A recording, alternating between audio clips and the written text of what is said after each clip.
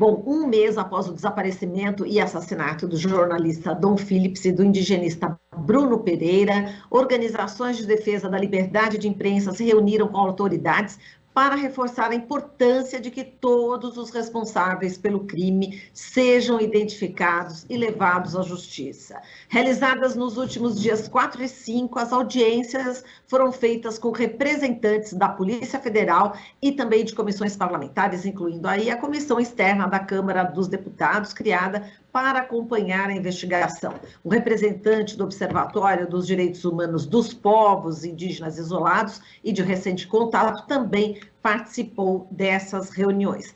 E agora a gente vai conversar com Emmanuel Colombier, graduado da Escola Superior de Comércio e Negócios, CED, em Marseille, e do Instituto Francês de Jornalismo, em Paris. É diretor do escritório da Repórteres Sem Fronteiras, na América Latina, onde coordena as atividades de advocacy, mediação, assistência, capacitação e comunicação. Oi, Emmanuel, bom dia, seja muito bem-vindo.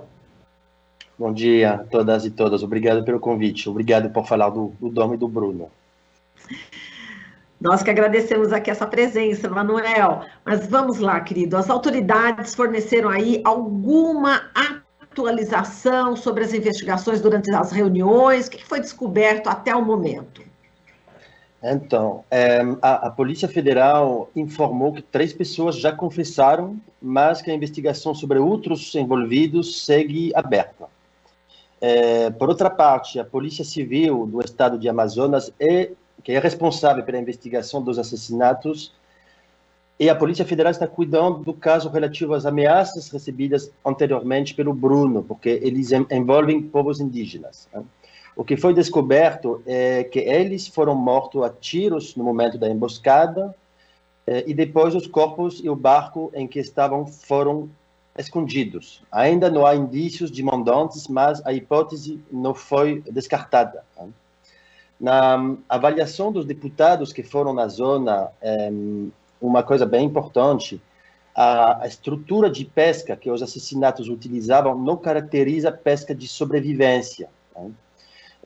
Os deputados acreditam que há outros atores econômicos por trás deles e que isso precisa seguir sendo investigado. Esse é um ponto bem importante. Por exemplo, o barco do Pelado não é um barco de pesca, entre aspas, de sobrevivência. É material para uma pesca maior, com possivelmente outros atores por trás. Então, são as informações que chegaram da Polícia Federal, da Polícia Civil e também da Comissão Externa da Câmara dos Deputados.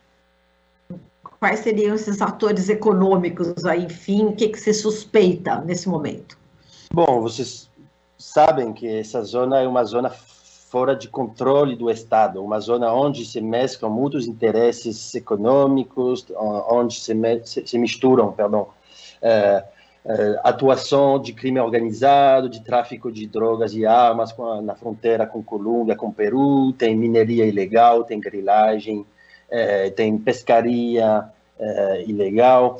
Então, é uma região muito complexa, é difícil nessa altura dizer exatamente o que pode estar por trás, mas, obviamente, essa primeira versão, alguns testemunhos dizendo que sim, é nada mais que um assassinato que tem a ver com as denúncias do Bruno sobre pescaria ilegal, não é suficiente. Então, é muito importante que as autoridades seguem investigando para analisar e ver o que pode ter por trás, falando de interesses econômicos, mas tem provavelmente relação com o tráfico de drogas e de armas com a proximidade da fronteira. É uma zona altamente complexa, como vocês já sabem, então é muito importante que as autoridades seguem, investigando essa possível cadeia de responsabilidade.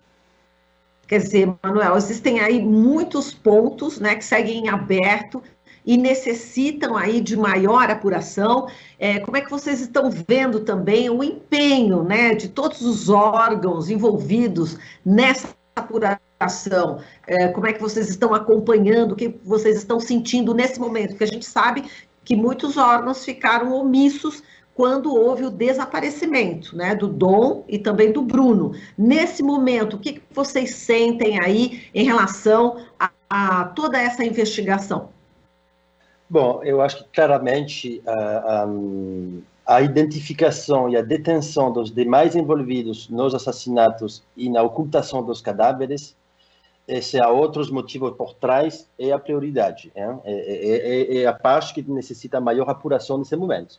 Também mencionei a omissão reiterada das autoridades em responder devidamente às denúncias de ameaças que Bruno e que as lideranças da região vinham sofrendo, também deve ser apurada, assim como seus responsáveis identificados. E sobre o que aconteceu durante esse episódio, desde o anúncio do desaparecimento até o encontro dos corpos, as autoridades federais claramente não tiveram a postura nem a atuação devida numa situação tão complexa e tão urgente, tanto na parte de comunicação como na parte de buscas. O governo federal demorou muito tempo para acelerar as buscas. E numa situação dessa, cada minuto, cada segundo conta. Então, isso é também uma coisa que vai ter que ser analisada, e a RCF, com outras organizações, vão cobrar o Estado brasileiro para entender porque demoraram tanto tempo para enviar as equipes de buscas e também entender porque a comunicação foi tão caótica nesse episódio trágico. Emanuel, os moradores e trabalhadores ali da região, né, do Vale do Javari, estão sendo ameaçados por causa dessas investigações? O Estado tem atuado para proteger essas pessoas? E quais medidas, né, são necessárias para garantir justamente essa proteção e impedir outros crimes? Bom, a Polícia Federal diz que sim, que os moradores e trabalhadores são protegidos, estão sendo protegidos pelo Estado, mas claramente os parlamentares ouviram dos povos indígenas da região, em missão na semana passada, que a FUNAI foi completamente desmontada e que nenhuma proteção está sendo oferecida aos indígenas e ambientalistas que seguem ameaçados nesse momento. Então é preciso reconstruir essas estruturas de fiscalização de crimes ambientais. É fundamental responsabilizar exemplarmente todos os envolvidos para que novos crimes não se repitam. É preciso reestruturar a FUNAI, é preciso reestruturar o IBAMA. Essas estruturas são fundamentais para a proteção do meio ambiente e também para a preservação dos povos indígenas que estão morando nessa região. E Dom e Bruno não foram os primeiros, não são casos isolados. Esses casos ganharam uma visibilidade internacional porque o Dom era inglês. Mas acontecem outras histórias parecidas nessa região. Jornalistas, comunicadores que estão trabalhando lá estão sofrendo ameaças. Então, bom, podemos mencionar o caso do Maxiel Pereira dos Santos, morto há 3 anos, sem respostas concretas até hoje. Estou ouvindo um barulho. Eu estou ouvindo também algum vazamento de um áudio, né? Você também está ouvindo, né, Manuel? A gente pede um alerta também ao pessoal aí da técnica. Não sei o que está acontecendo nesse momento, você está vazando algum Estou verificando, mas acho que não vem de mim.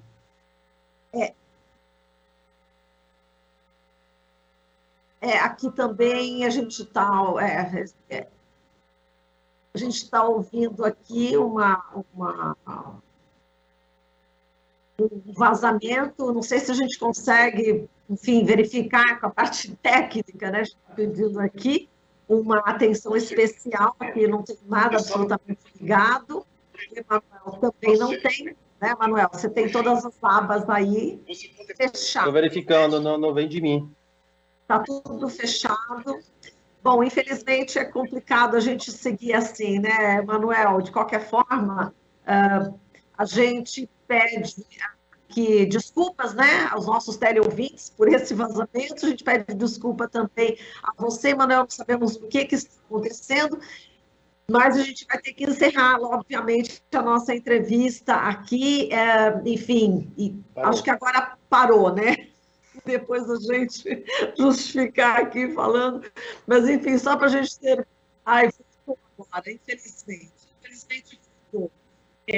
Enfim, Manuel, a gente agradece a sua participação, a gente te pede desculpas, mas não sabemos de onde vem esse áudio, enfim, a gente vai ter que encerrar. A gente vai averiguar exatamente o que aconteceu. Muitíssimo obrigada, Manuel, pela sua participação. Obrigado a vocês, estamos em contato. Obrigada. Ficamos aqui com o Manuel Colombier, graduado da Escola Superior de Comércio e Negócios, CED, em Marseille, e do Instituto Francês de Jornalismo, em Paris. Ele que é diretor do escritório da Repórteres Sem Fronteiras, na América Latina, onde coordena as atividades de advocacy, mediação, assistência, capacitação e comunicação. Aqui você ouve as notícias que os outros não dão. Jornal Brasil Atual.